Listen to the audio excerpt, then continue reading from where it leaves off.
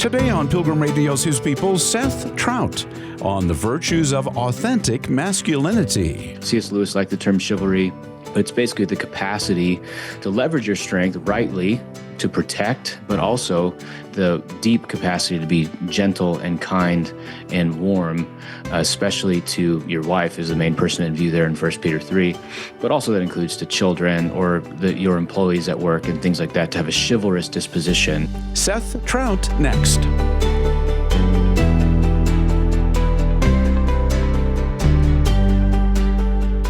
What does it mean to be a man? Seth Troutt says our culture is confused on that point. So he set out to give us a biblical vision of manhood in his new book, Authentic Masculinity, leaving behind the counterfeits for God's design. He's a teaching pastor at Ironwood Church in Phoenix and recently was a speaker on Pilgrim Radio. Here's Spencer Dalkey. What prompted the writing of this book for you? Yeah, well, I first got asked to speak about masculinity maybe about 3 years ago. I had just finished a doctorate in gender, which kind of examined some of why Gen Z was so susceptible to the transgender ideology type stuff.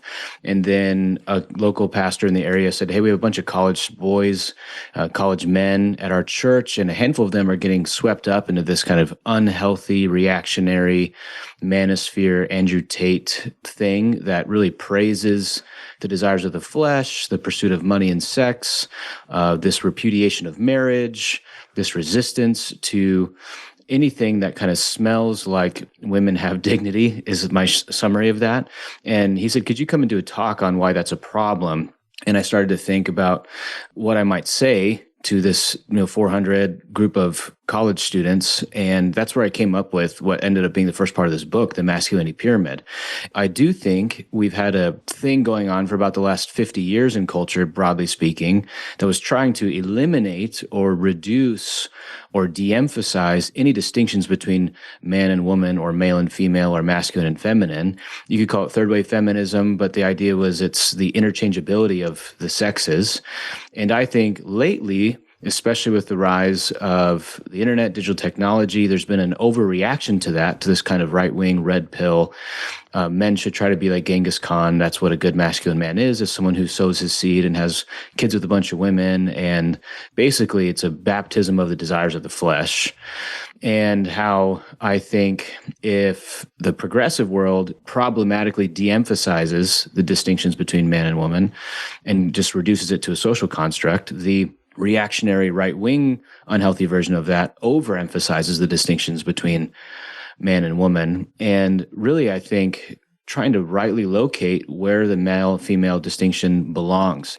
One of the things I do in the book is I argue that there are more important distinctions when it comes to understanding masculinity. The first one is that man is not God, which is the chapter 1, which is all about how a man needs to be humble and how a lot of like the chauvinistic or misogynistic or woman-hating, self-impressed men, that's like the basic thing is they act like they're gods, like they want to do what they want and they're not interested in mitigating the harm that causes other people. And a lot of what you see on social media is just a whole bunch of non-humility because these people have made themselves out to be gods. And so man is not God. That's the foundation of the pyramid. It's kind of like blessed are the poor in spirit. The next layer up is that man's not an animal, and so he shouldn't be ruled by instincts and appetites, but he should be ruled by moral vision, rightly ordered love, this capacity to let greater loves supersede lesser desires. And so that's discipline. A man should have discipline, and in that I talk about spiritual disciplines, physical disciplines. Third layer up is that man's not a child. He should not be a blame shifter. He should take responsibility, and how as a man becomes a man, he grows in responsibility. He enlarges his domain of capacity to care for himself and other people. He can be trusted to make good choices. And so before you even get to the male-female distinction, you have to have man's not God, man's not animal, man's not child. And then you get to male-female, and it's man's not woman. And so I use the word chivalry to describe that, which is really taken from 1 Peter 3:7, which is talking about how husbands need to live with their wives in an understanding way, showing honor to the woman as the weaker vessel. And that vessel word is really about our bodies and how the strength gap, the stronger versus weaker, creates an additional layer of responsibility for men to be chivalrous. And I like the old medieval term. C.S. Lewis liked the term chivalry. It's basically the capacity to leverage your strength rightly to protect, but also the deep capacity to be gentle and kind and warm, especially to your wife is the main person in view there in 1 Peter 3. But also that includes to children or your employees at work and things like that, to have a chivalrous disposition, which is the opposite of what Adam was in the garden, right? Chivalry would have been violent towards the serpent and gentle to the woman, but he was decidedly passive, abdicating his chivalrous responsibility to keep and protect the garden. And that led to harm for his wife, Eve, and that also led to him being led astray through not having a spine. And so that's where I started doing this. Then I wrote an article about it after that talk I gave. And then a publisher hit me up and said, hey, I think this is a book here. And I was like, awesome, that sounds great. Let's do it. Because I do believe I've been deeply changed and affected and blessed by the writing of other people. And I had been praying for the opportunity to serve others in their discipleship process through writing for a long time. And I do feel like the Lord orchestrated a handful of things that made it possible for the book Authentic Masculinity to be born. You mentioned the manosphere. Since that seems to be particularly relevant today, you talked a little bit about what that looks like. I'm just kind of curious, since it seems like we live in a culture where men and women are pitted against each other in a lot of real ways. Like, where has this manosphere culture come from? Well, I think a big chunk of it is just grifters on the internet trying to make a buck. And so the love of money is the root of all kinds of evil. And I think there's guys who just want to make money and they're willing to be unserious. You know, the first stuff I saw from the manosphere, I watched it. My brother sent it to me and he just said it with like, LOL, check this out. And I thought, these guys cannot be serious. Like they seem like they're acting a caricature out. And I do think that's still somewhat true. Like there's no integrity in it. It's just a desire to rage bait and cause people to keep watching. It's entertainment. It's like, women may want to watch, Real Housewives of Orange County because they think those people are ridiculous and silly. Nobody actually wants to be that. And then men will watch manosphere stuff because they think it's ridiculous and silly. However, I do think desires are contagious and sin is contagious. Bad company corrupts good character, says the Apostle Paul, and what you look at, you tend to become. And so I do think we can't just wholesale dismiss it as unserious because there's a lot of men who are unfathered or underfathered or who are lacking in spiritual guidance, and they are grasping, looking for meaning and purpose and a sense of capacity to explain their suffering or their alienation. And I think some of what the manosphere is saying is not false. Like you can watch one video from Andrew Tate where he's like, quit smoking weed, have discipline, quit living in your mom's basement, work real hard. And I'm like, I can sign off on all that stuff. That sounds great. And the next sentence is like, marriage is a trap to keep men under the thumb of women. It's domesticating you. I'm like, oh, that took a real shift. And so I think especially when talking to young men, like in that 12 to 25 range, church leaders, pastors, healthier older men have to be able to acknowledge that there is some of what's being said that is good. You can't just kind of throw the baby out with the bathwater. That's probably too positive of a reading of it, but you have to be able to acknowledge some of what they're getting at that is true. Is, video games can make you a bum, smoking weed is bad for you, laying around your mom's basement and not trying to take a hill and accomplish anything is bad. I'm like, yes, amen, sure. Yeah, the Proverbs talk a lot about sluggardliness and slothfulness and laziness, and so they're tapping into something that's true, but then it gets distorted and bent out of shape. And I think a lot of it ends up being like recipes for how to manipulate women to getting into bed with you. A lot of it ends up being this self-made man type dogma that is just hype culture that is really going to erode at men's souls. And so if you're unfamiliar with it, you can just look up Andrew Tate on YouTube and prepare to be shocked for how wild some of this stuff is. But it's important not just to dismiss it, but to empathize with the men who are drawn to it and go, what about this do they want? And some of it is, again, the reaction to the elimination of male-female distinction in progressive culture. Some of it is just the desires of the flesh want to be validated. But I think trying to speak into the void and try to offer a positive alternative is what I try to do with Authentic Masculinity and with my podcast, Authentic Masculinity, with the same name, is to try to just provide a positive alternative, not just critique, but to create something for younger guys to get some guidance on that's going to be good for them and help them walk in the ways of the Lord and not against them.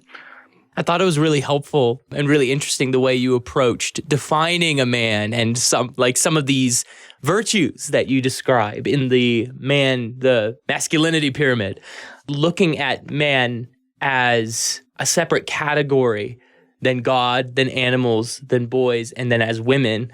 I think there's a lot of order to that. I'll ask this. You make this claim that as we're looking at some of these differences, there are also a lot of similarities between men and women. You say that men are most like women. We have a culture, obviously, that may want to misinterpret that. Would you clarify what you mean? Part of it is I was a philosophy major, and so I've called these like ontological distinctions or distinctions in being, that the most important distinction is the creator-creature distinction, that I have more in common with this microphone than with God from like a being perspective, because I was made, this microphone was made, God was unmade. Like that is a massive and the most important distinction in understanding humanity correctly. What was interesting, if you go up the ladder there, when God first puts Adam in the garden, he's like, there's not a helper fit for him. And then when Adam is naked and Eve is naked and Adam sees Eve in the garden, the first thing he says is bone of my bone, flesh of my flesh. Is he's noticing sameness, which I think is radically different than what most men would notice if they were in a garden with a naked woman, especially if they were yet unmarried, is you think they would notice the difference. But Adam first notices the sameness. Image of God, human, like me. This one is finally someone who corresponds to me, who fits to me. And then there are distinctions that are made beyond that. But I think trying to recognize that, like a woman, like my wife read my book and she was like, 80 to 85% of this just immediately applies to women. And even if it's not explicit, if you have an IQ above 80, you can connect those dots. It's not that only men are supposed to be responsible and women have this license to be irresponsible. That's not true at all. But more noticing the way that Adam in particular tends to blame shift in the garden in a way that follows the pattern after his wife. And so I do think the pyramid is structured like it is on purpose. It's about the order of being and the way that men are to function. And I do think a lot of discussions about masculinity get off track because they flip the pyramid on its head and they begin with how is man different than woman, as opposed to that being the fourth layer here. And I think that's where some of like the overreactive, hyper-conservative right-wing, I don't even want to call it conservative, but the right-wing weirdness gets, is it begins with recognize the claim that men and women are fundamentally different. And I don't go, no, I think they're fundamentally the same and there are meaningful distinctions is a better way of approaching that question. Do you see examples of people maybe that get the pyramid out of order? What I'm hearing is humility has to come first as creatures before God, then discipline, yes, and then these things, and then chivalry. Well, I think if you begin by emphasizing the difference between man and woman, men are stronger, women are weaker, and you kind of get the, women are from Mars, men are from Venus type hyper distinction, and you don't come to that question, men are stronger than women, so what? If you don't first begin with humility, discipline, responsibility, you're going to end up having this kind of animalistic or haughty approach to that difference. And that's where I think the manosphere types get it wrong, is they go, men are stronger than women, therefore women should serve men. And it's like, wait a minute, you missed humility. Okay, so men have generally speaking, a higher sex drive than women, and men are stronger than women, therefore what?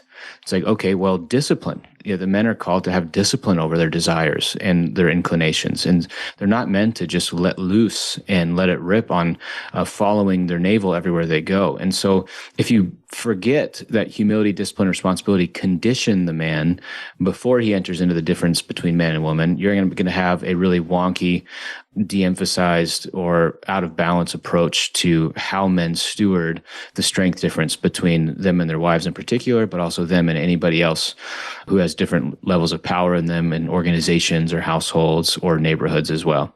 Well, my guest today is Seth Troutt. He's teaching pastor at Ironwood Church in Mesa, Arizona, and author of Authentic Masculinity, Leaving Behind the Counterfeits for God's Design. Going back to this idea of, categorizing men and thinking about them in terms of clear categories and differences, genus and species, we might say. I appreciated how we can't really just break down man as rational because women are rational too as human beings. Categorically, there seems to be a present tense men are, and also like a future tense men should be. Yes. to what you're writing about. Can you tell us a little bit about the differences of men and what men are, and maybe how that shapes who they should be? Yeah, it makes me think about when Paul describes man as the head of woman, or particular husbands as the head of wives. That's never issued as a command that men ought to be heads of their wives, or that men need to act into, or men should insist that they are. It's just an observation, not a command. And so in my chapter on husband, I talk about how headship is not something that's meant to be asserted, but something that's assumed. So the question is not, will I be the head? But the question is, what type of head will I be? So that's like an are, an ought, or an is distinction. Man is the head in Paul's thinking.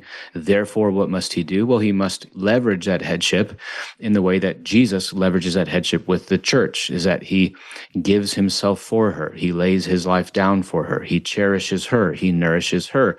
He's treating her as precious. He's anticipating her needs. He's causing her to flourish by serving her in such a robust and wonderful way. And so the ought flows out of the is. And so when I'm trying to think about husbands being healthy husbands, I'm first going, okay, well, the standard by which my husbanding is measured is Jesus Christ himself, not just being better than all the other deadbeat loser husbands or dads that are around, but I'm trying to become like Christ in the way I treat my wife. And so I do think the ought flows from what is, and I think a lot of that's rooted in biology. And so I unpack that a bit in the chivalry chapter as well. Men have 20 to 30x on average more testosterone than women. And if you think about what does testosterone do, it actually tends to make you stronger, more assertive. That's where the idea of like roid rage comes from. You artificially elevate testosterone, you get more aggressive. And aggression is assumed to be a negative word most of the time. But you think, going back to the garden, Adam and Eve in the garden, what if Adam had been rightly aggressive, stood in the gap, pushed back on the serpent, said, no, we're not doing this. The counterfactual on what would have happened if Adam was different is kind of silly. But you go, oh, aggression rightly applied is really good. My wife was a cheerleader, and she used to cheer, be aggressive, be aggressive. Like, rightly applied in the right context, aggression is a wonderful gift. And male passivity is a huge problem. And I think the effects of testosterone and increasing strength and aggression were designed by God. That's not a post-fall reality. That's a pre-fall reality, just the basic hormonal distinctions. And so I think observing the biological or natural differences between men and women, and then calling men to steward those rightly under the authority of God with humility, discipline, responsibility, and chivalry is the move, is the key, is what I hope men catch a vision for and are captivated by. Yeah, it reminds me of Jordan Peterson, I guess. Like, even I don't know that he's actually a Christian, but like, he talks about having the monster inside of us that we know how to let loose when there is evil that needs to be conquered and beaten down. Yeah, it makes me think, this is not really the subject here, but I just watched the movie Mufasa with my kids, which is all about how Mufasa, Simba's dad from The Lion King, became who he was. It was just a really interesting backstory on Scar. This is kind of deep in the Lion King lore here, but that's actually where I end the book, is on how Simba throws off the Hakuna Matata and embraces responsibility and comes to the help of his people, and how every man should view himself like that. You go through this adolescent phase of, no worries, Hakuna Matata, who's not my problem, and you instead embrace the call on your life to serve and love your family and your tribe in a meaningful way. But the whole backstory on Scar, the evil uncle, is that he was passive when his mother was being attacked, and that drove him deep into shame and self-loathing, and such that he became a partner to evil. And that's how Scar becomes Scar, it's birth in passivity that leads to shame, that leads to making peace with, I guess I'm just not a good person or valuable, and he acts that out the rest of his life. And I do think a lot of male wounding, depression, and impotence, broadly speaking, is downstream from shame and regret around passivity in situations where they wish they would have been more aggressive. And so I think, The Lion King, to me, even going back to the Mufasa story, is a pretty good male parable on how different men carry or don't carry, leverage or don't leverage their strength. Male abuse is certainly a problem, right? The domineering, the authoritarian, the abusive. But the male abdication is also certainly a huge problem. And I'd say, on a percentage basis, a much larger problem. I know much more men who are carrying unfathered or underfathered wounding than my father was abusive and mean or tyrannical. and both of those are a tragedy, but most of the people I talk to in my church, their desire is not to break the generational pattern of abuse, but to break the generational pattern of passivity or neglect or abdication, both of which must be broken and are bad. But on a systemic cultural level, I think the male passivity is more an occasion for harm than male abuse on just a percentage basis. I'm thinking specifically for like young men who maybe have had that sort of home where a father's underfathered or was rather abusive and didn't offer. I think John Eldridge talks about, rites of passage into adulthood, and they never received that. Maybe there's shame associated with that, like we don't measure up. How can they be encouraged to take up that mantle in light of feeling very unprepared to do so? I mean, at a basic level, that's why I wrote the book, is because I wanted men to have a vision for what could be for them, for their sons, for their grandsons, that they can have a bullseye to shoot at. The book is very aspirational. I don't live out the details of what I wrote in the book. I'm more going, this is who I want to be. This is who I want my son to be. This is what I want for men, broadly speaking, because I think a lot of guys are shooting in the dark at a target they're not sure what it is. And so I think trying to develop a vision, a clear picture of who do I want to be, and I think the book serves in that. The second thing I'll say is you can't replace a bad father with just another father figure. I think most men have to build out a tribe of father figures, and I think that's best done in the life of a local church, where you accumulate to yourself a handful, maybe 4 to 7 mentor-type figures who can speak into your life, where your imagination for what you could be is around. Like, I think I have a handful of guys. I had a relatively good dad, but I'm still trying to build out this tribe of father figures in addition to my father. Guys who are 5 years ahead of me, 20 years ahead of me, 40 years ahead of me, that can begin to help me get a vision for who I'm trying to be in the next 20, 40, 60 years of my life, and who is succeeding and who's living the life that I would like to live. And I'm certainly not just talking about like financially but I'm talking about like relationally, spiritually, vocationally.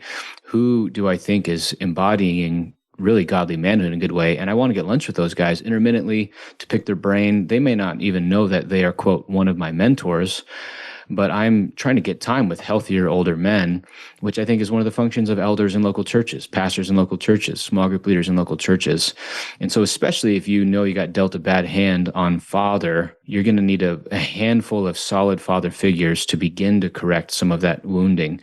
So positive exposure to healthy older guys is one of the necessary parts of correcting that generational pattern in yourself, that you can then give better to your son what was given to you.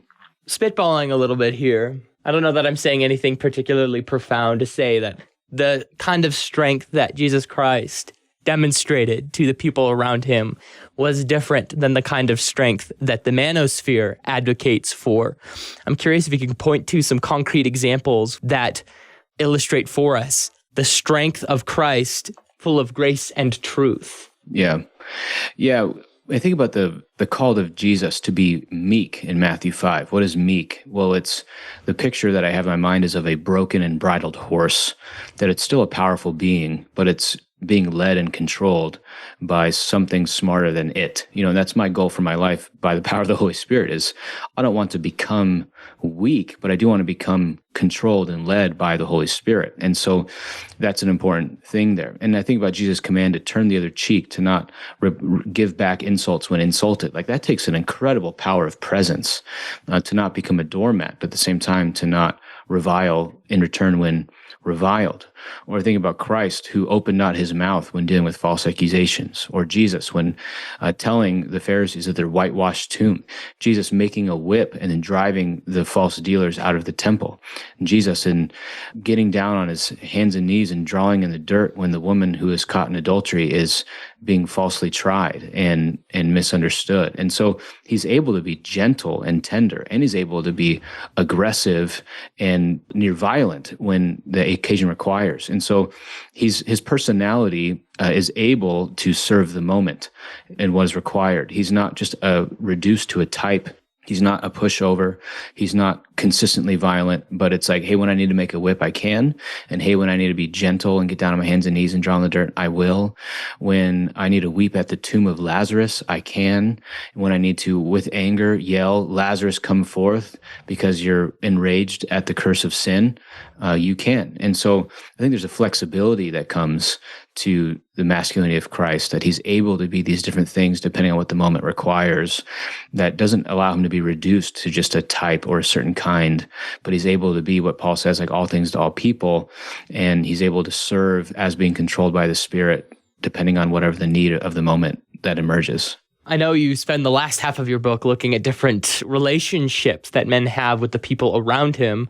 Curious if you could, just touch on that a little bit and how your masculinity pyramid helps define and shape for us what our relationships look like to our siblings, to our wife, to our church family. Yeah, the second pyramid is the masculine roles, which the foundation is son. And again, the order here is important, that before you're even born, you're a son.